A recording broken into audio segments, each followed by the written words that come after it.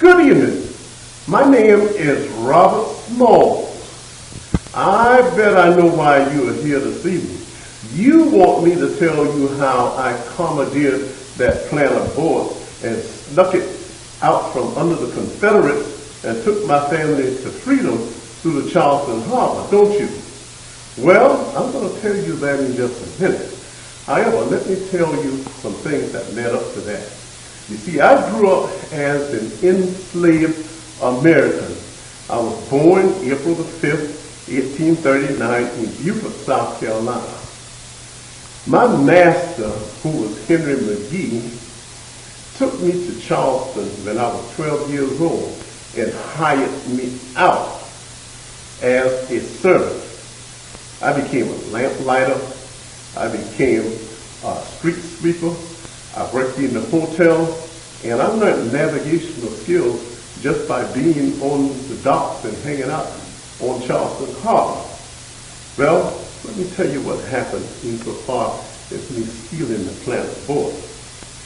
On the afternoon of May the 12th, 1862, Captain Yelray and his men decided that they were going to spend the night in Charleston.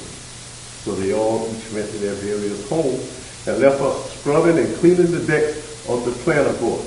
So while we were scrubbing and cleaning the decks of the planter board, I decided to get up and go to the front of the board where the wheel's at and got Captain Yelray's hat and put it on and pretended that I was captain.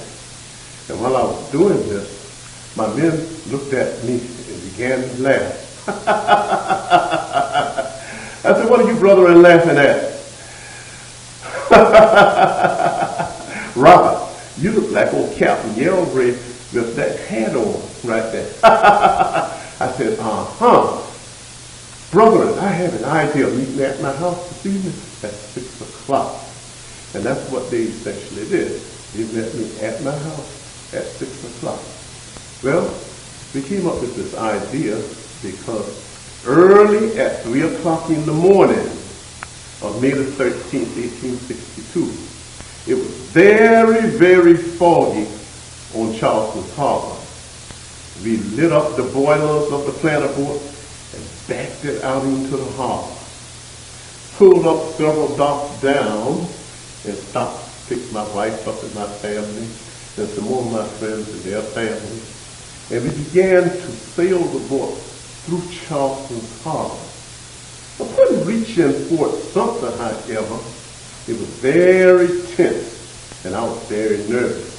I was piloting the boat. Now I had to try to get beyond the guardsmen. So I signaled the correct number of signals in order to gain clearance.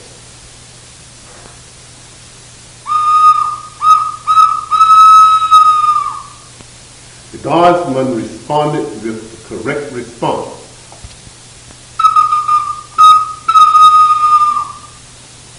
Letting us know that we had gained clearance to sail beyond Fort Sumter. Going beyond Fort Sumter, we approached nearby Sullivan's Island. And going on about a mile out past Sullivan's Island, now we had another problem because we were approaching the Union blockading forces by Admiral DuPont. Well, we still had hoisted this Confederate flag flying because the planter boat was a Confederate boat. We took down the Confederate flag, and my wife, she remembered to bring a white sheet, which was a symbol of peace.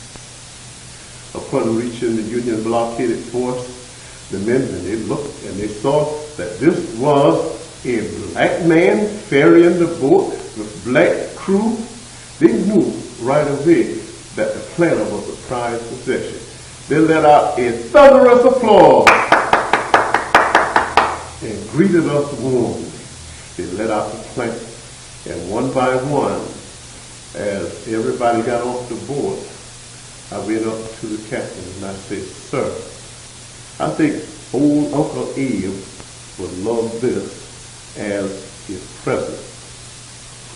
Well, shortly after that, We all received reward money for this daring feat. And later in the war, I became the first black captain in the Union Navy by becoming the captain of the Planter Force. And that is what happened